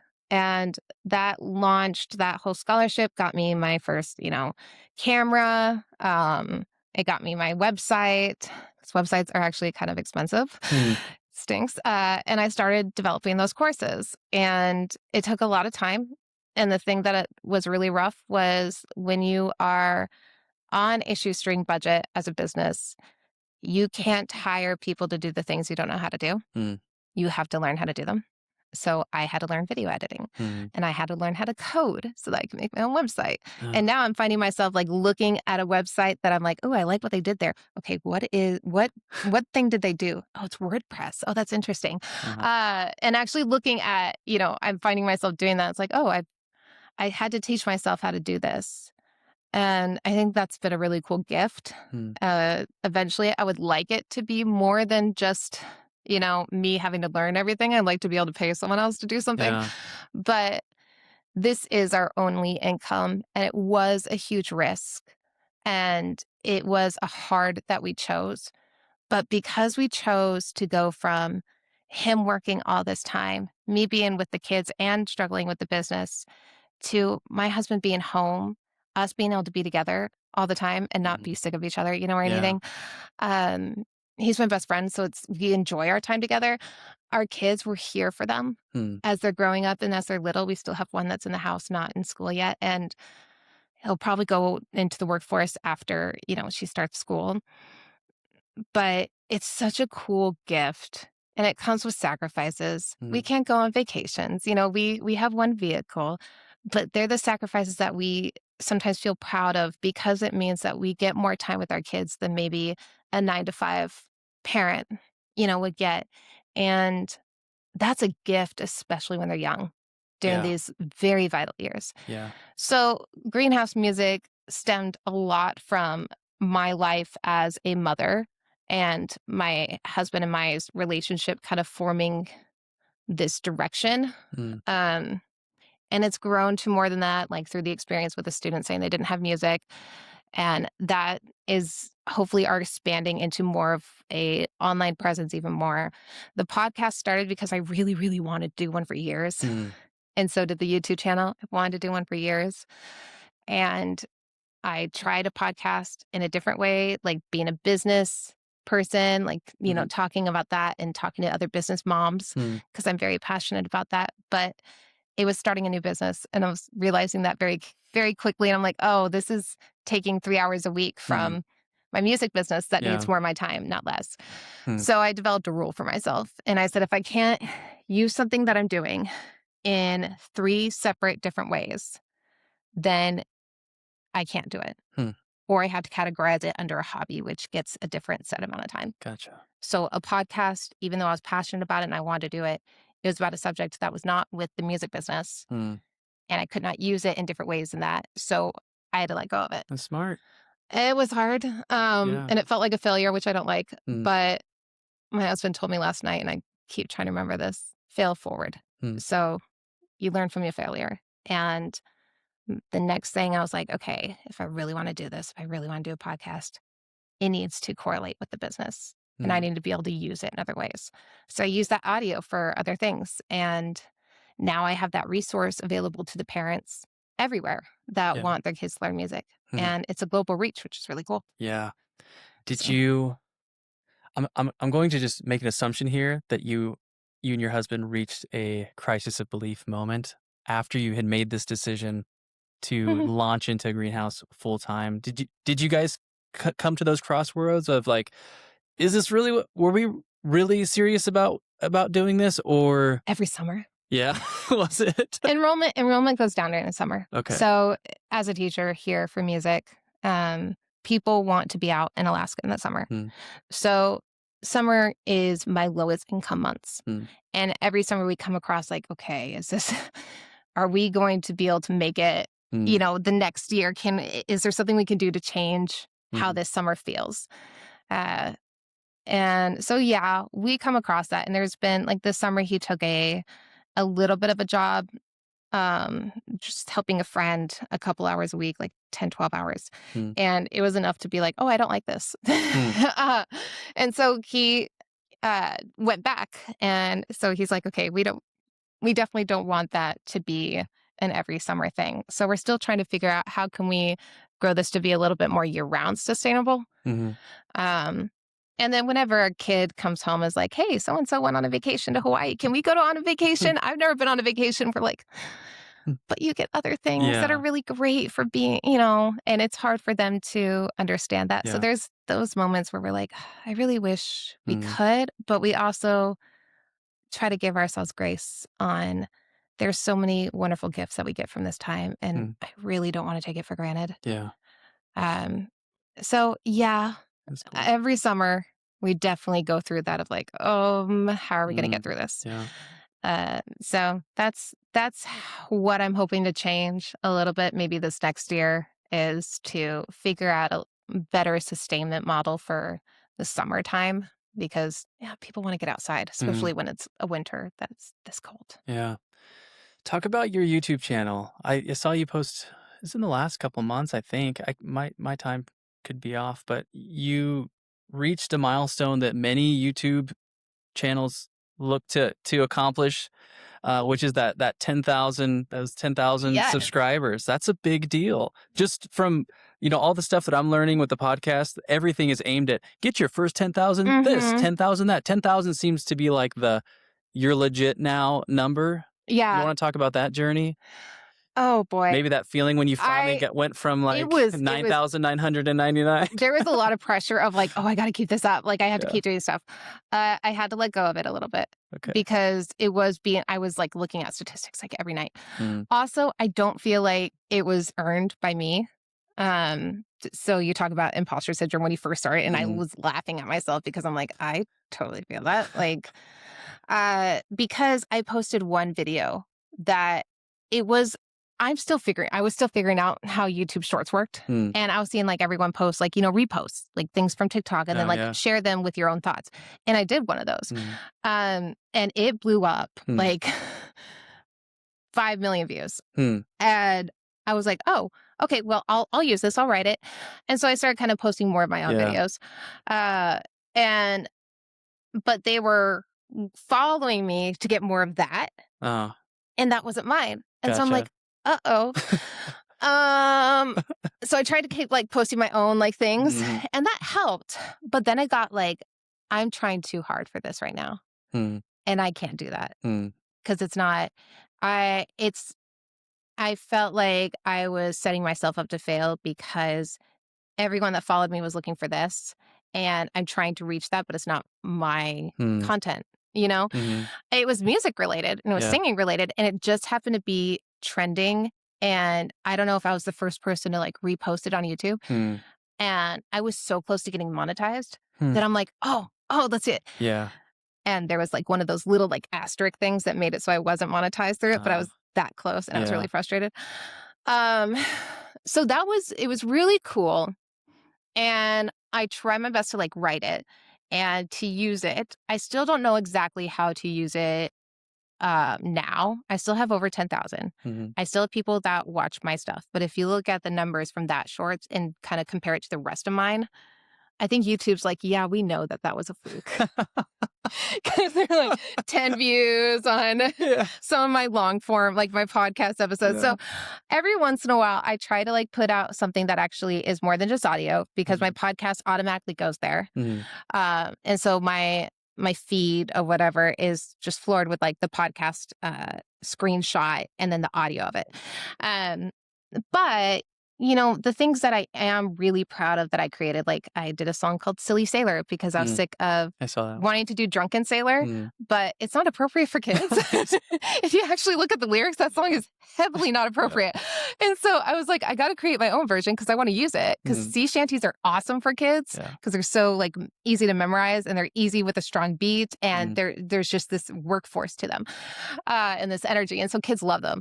And I wanted to use it. I'm like, I can't. And so I made Silly Sailor. And that one's gotten quite a few, so that's my own content that's gotten quite a few views and has done really well.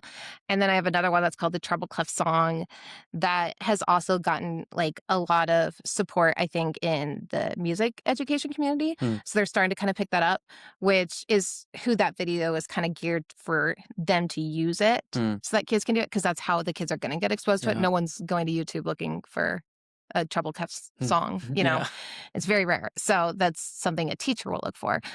So it's figuring out like exactly how do I get my message out to my niche or my core group is the kids. So I'm trying to get more on like YouTube kids in general, which is a tricky thing for YouTube to do. And there's tons of YouTubers out there that are like, yeah, if you want your podcast to reach this, you got to do this, this, this, and this. If you want to create content for kids that's quality content, you can't find a YouTuber out explaining that.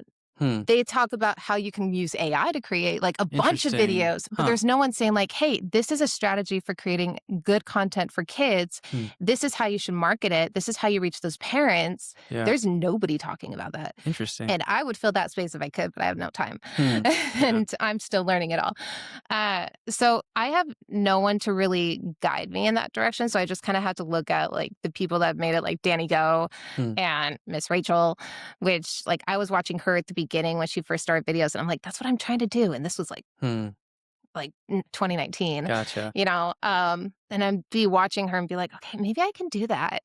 And then another year would go by. I'm like, maybe I can do that. So it's finally like, I'm doing it, and I'm putting as much as I can into it. But one video takes a week or two. As you know, editing is a beast. Big And demand. Yeah. when you're learning how to do it at the same time as making them, you don't have all the systems in place that make it go faster.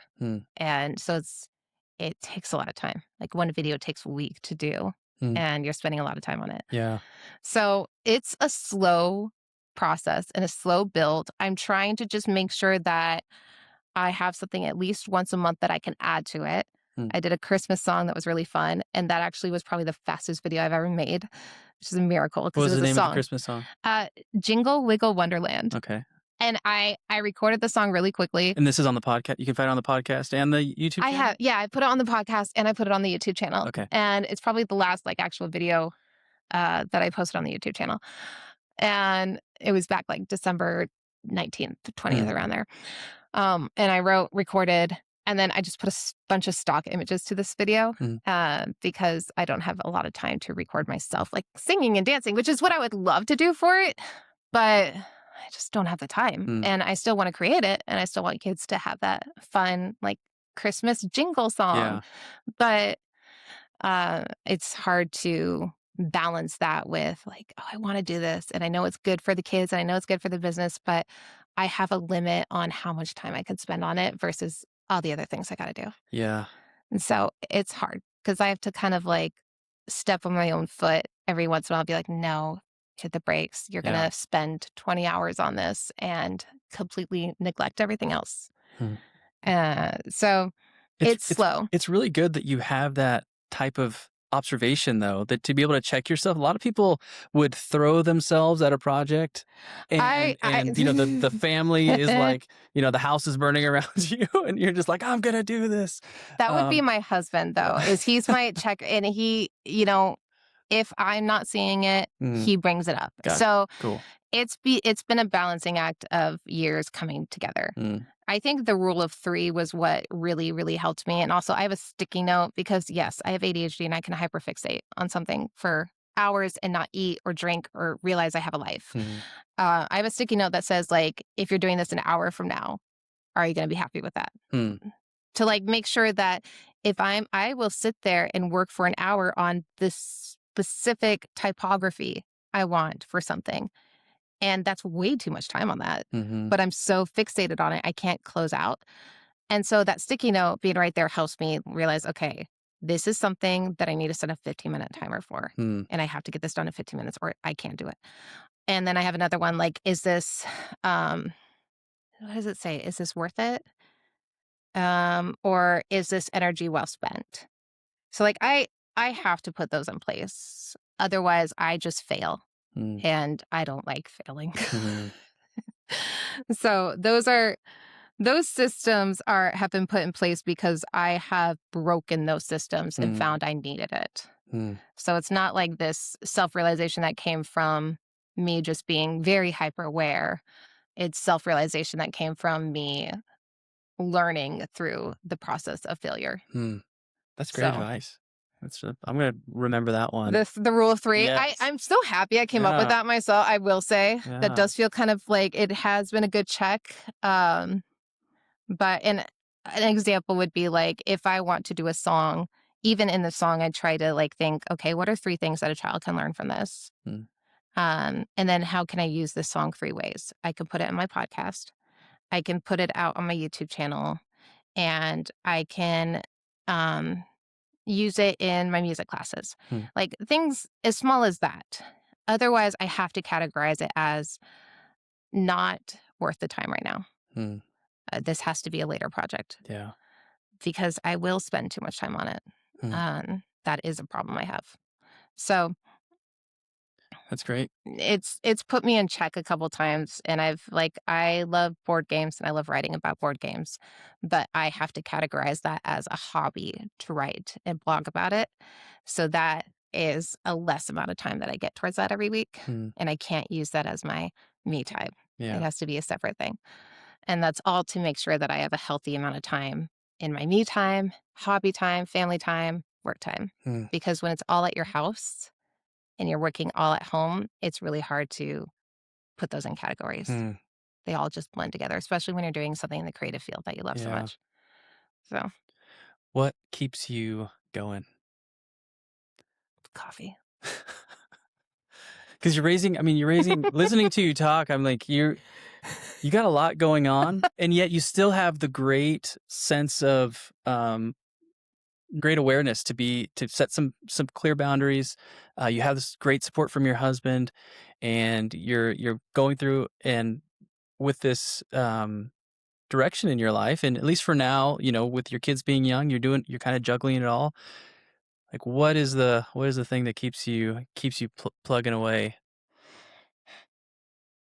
It's a really good question. I should totally have an answer for that. Definitely the passion of it and the fact that it's so kind of woven into my life. It's clear it's the direction I'm supposed to be going. And I think from the faith standpoint of it, there's been a lot of, someone told me recently the verse that talks about, I don't know your faith background necessarily, but there's the verse that talks about, seeing the fruit, like you will know by the fruit it bears. And I always kind of looked at that as a singular thing. Like if someone does good in this part of their life, then it will, they'll be blessed financially and it will be known, kind of a thing. But someone recently explained that in a different way, and it was the fruits of the Spirit, testing things by how the fruits of the Spirit show up in the way it's expressed. So, let's see if I can word that better.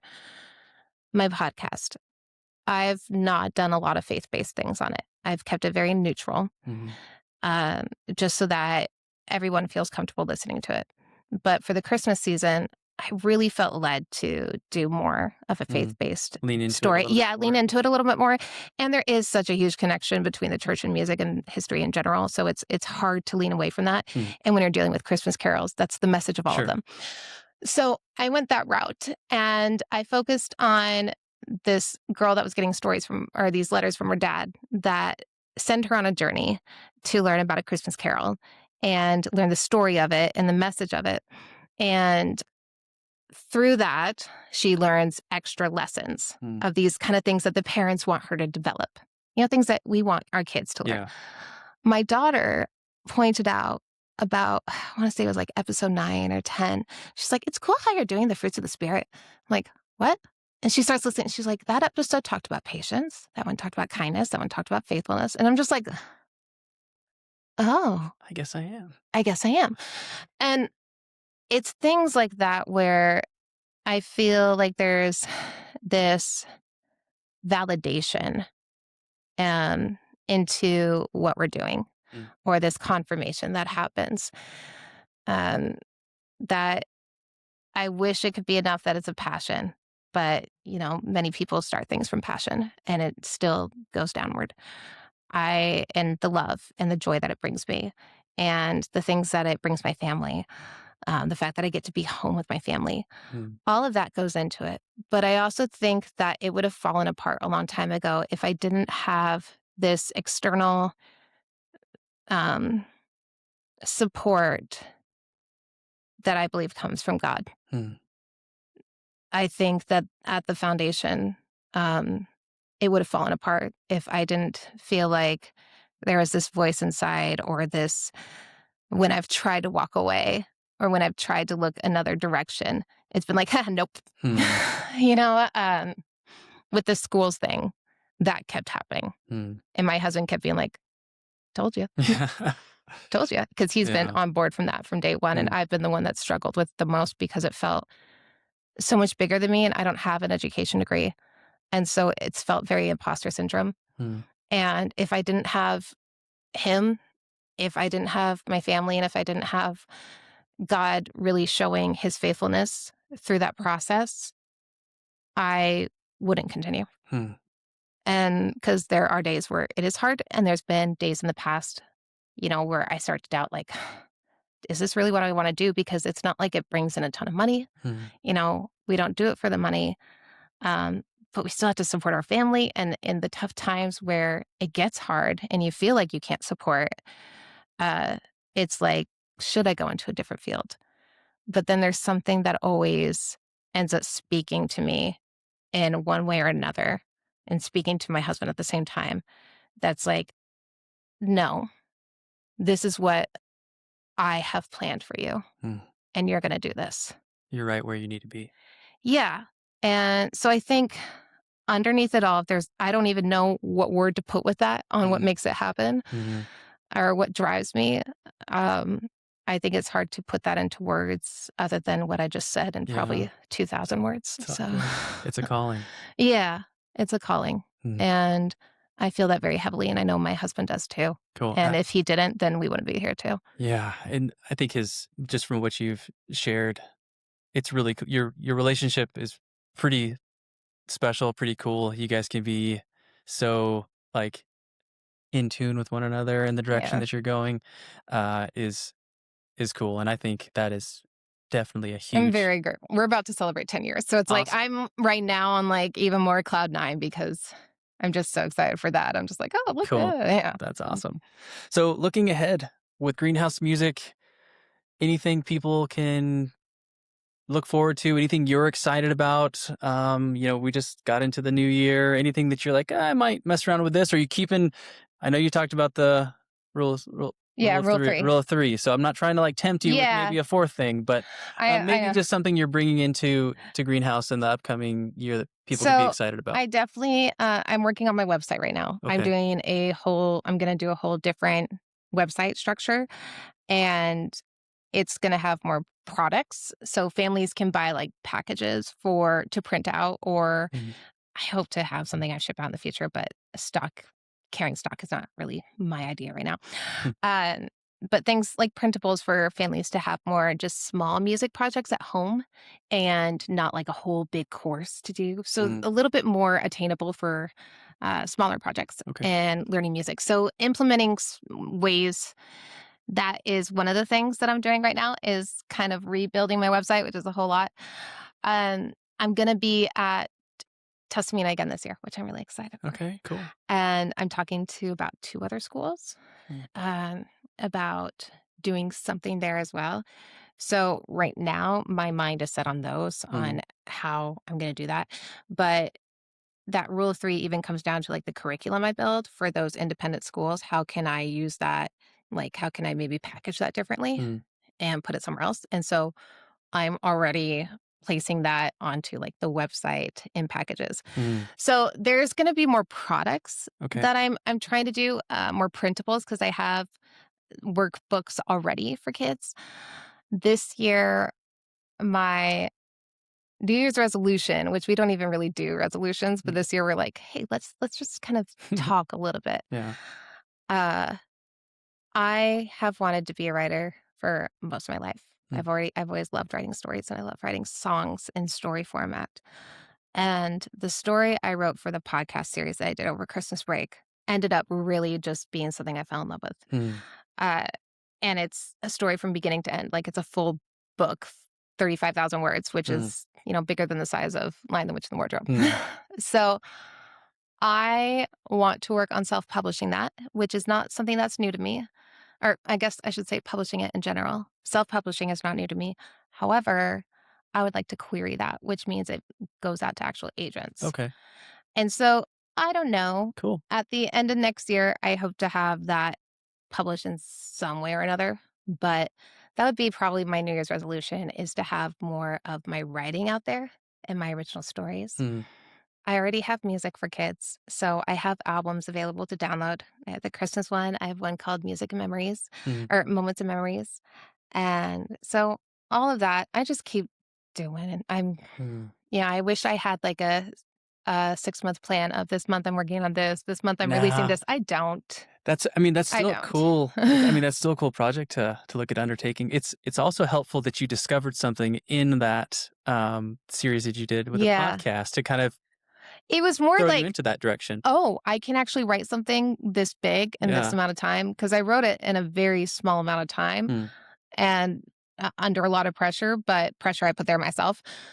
And I've tried to do, like, there's the thing called NaNoWriMo, which is where you write a novel for November, and it's been canceled. But for many years, that was like a national goal that I wouldn't say was really a competition, but you could technically win it if you finished. And I used to try to do that, but it was 50,000 words in a month, and it seemed so hard and so unreachable. And then after December, I'm like, wow, I just wrote 35,000 words. I created a whole chapter book for kids. And that realization was like, oh, I can actually do that. I can do this. Yeah. And I got amazing feedback from it. And the podcast results showed how favorable it was. I was getting more and more listeners.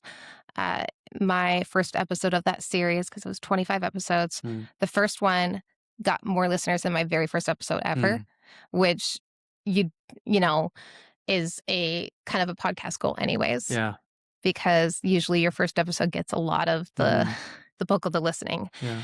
And this overreached that, or it beat that out of the water. So I guess for things that are coming, I would say my Facebook page and my website are pretty much where you see me post things. Okay. So Greenhouse Music on Facebook. And then my website is greenhousemusicak.com. But there might be a small change to that in the future if I can get the domain that I want. And that's where I'm going to be sharing like the courses I have. That's where people can, contact me for music lessons in the area. That's where I'll have printables and other products like music and books and things. I want it to represent more of the overall direction of what I'm trying to build, which is a very all-encompassing, like all forms of media have music education. And that's what I want this website to be versus my old one was more about just the online courses.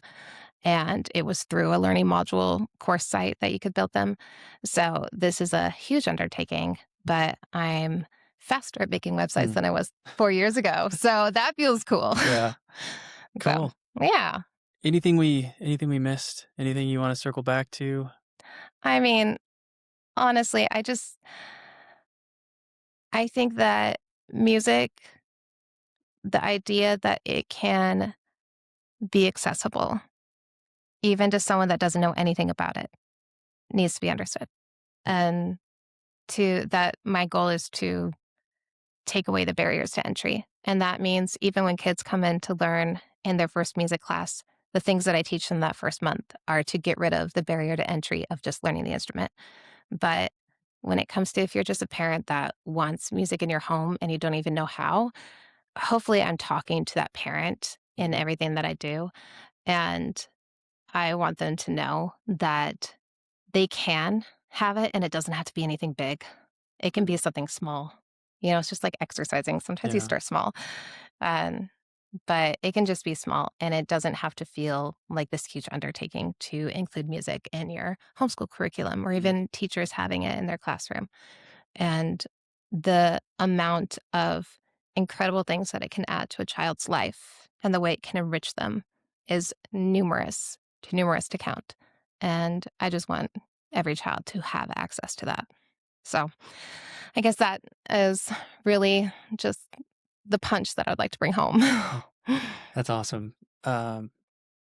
We are so lucky to have you here in Alaska on the peninsula as a resource for just people locally and hopefully encouraging to other people out around the state to be aware of what's going on with music in our schools and the gap that is there that needs to be filled somehow so that our kids can continue to build those neural networks and have the resource and the tool there to be able to express themselves and to learn and to grow. And what you're doing is directly affecting that. And so thank you so much for doing what you're doing. Thank you for saying that.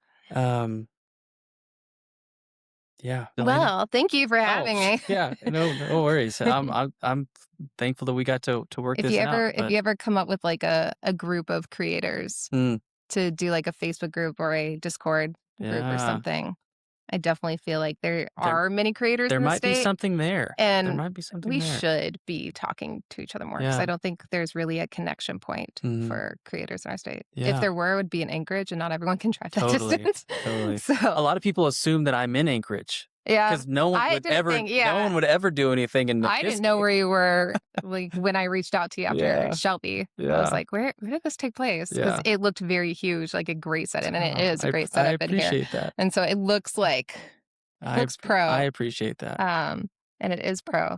And so, yeah, I think people are a little bit surprised that in such a small community, you can create something very big. I appreciate that. Is there anybody that you think would be a cool interview for the podcast? Anyone that comes to mind?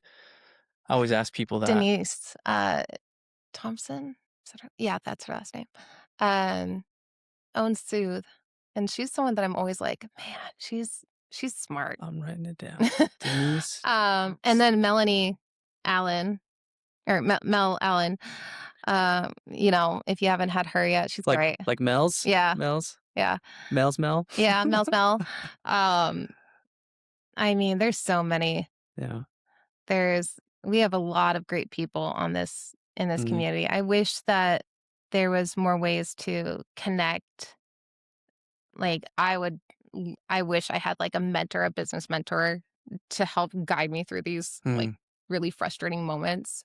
Yeah. So I love the idea of finding more through podcasts like yours, especially local ones. I appreciate that. Shelby talked about so much of what she went to business school and then you learn so much outside, and that's why I stopped going to business school because my business was succeeding. Yeah.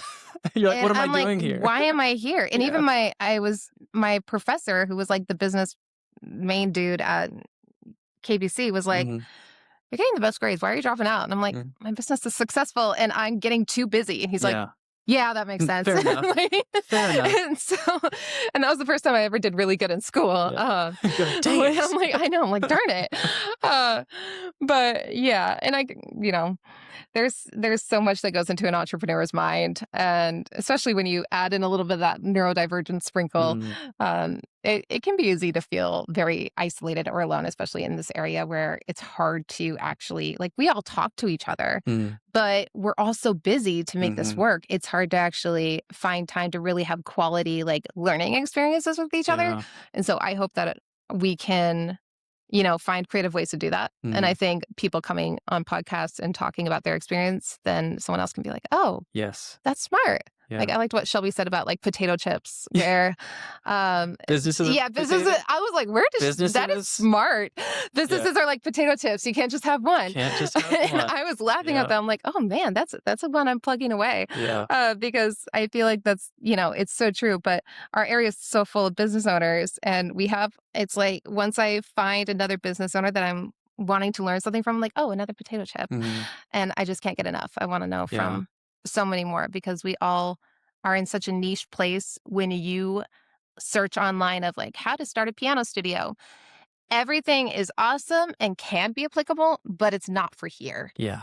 Everything's so unique here. So I definitely want to see more that community idea here. And I guarantee people are going to have learned so much from your seat, and they're like, oh, I experienced that too, or I want to be able to, expand this way or do that, or the realizations that you might have. I think a lot of people get that. And so I do hope to have more people like that. I'd love just to be come able back to learn from. maybe and talk more about the business side of things, because there's definitely so much to share with that eventually. But that'd be sweet. I can't wait to see more of whoever you get on here, because I think it'll be really cool. I appreciate that. Yeah. Well, Delana Green, Greenhouse Music, thank you so much for coming and hanging out with me. Thank you, Manny. This is awesome. If you enjoyed today's episode, please consider supporting the show by joining me on social media. Each week, I share the most thought-provoking, jaw-dropping, or just interesting moments from conversations just like you heard today. I'm currently on Facebook, Instagram, and TikTok at The State I Am In Podcast. Engaging with me on social media by liking, sharing, reposting, and commenting what you think is a simple and cost-free way to help other Alaskans and people everywhere find these conversations. You can also subscribe on YouTube and wherever you're listening to podcasts, whether that's Spotify, Apple, or iHeartRadio, wherever. Be sure to leave a review. These small actions really do make a huge difference. I'm committed to growing the state I'm in by sharing thoughtful, honest conversations and voices from all across Alaska. And if you or someone you know has a story that reflects Alaska beyond the postcards, gift shops, and tourist traps, I'd love to hear from you. This show exists because of the incredible Alaskans with a story to share, and I would love to take the opportunity to sit down and discuss what real life here looks like. Now, more than ever, I believe sharing the voices of our fellow Alaskans truly matters, and I will continue to do this work for as long as there are people willing to sit down and share meaningful conversations. Keep North Alaska, and thank you for joining me on The State I Am In.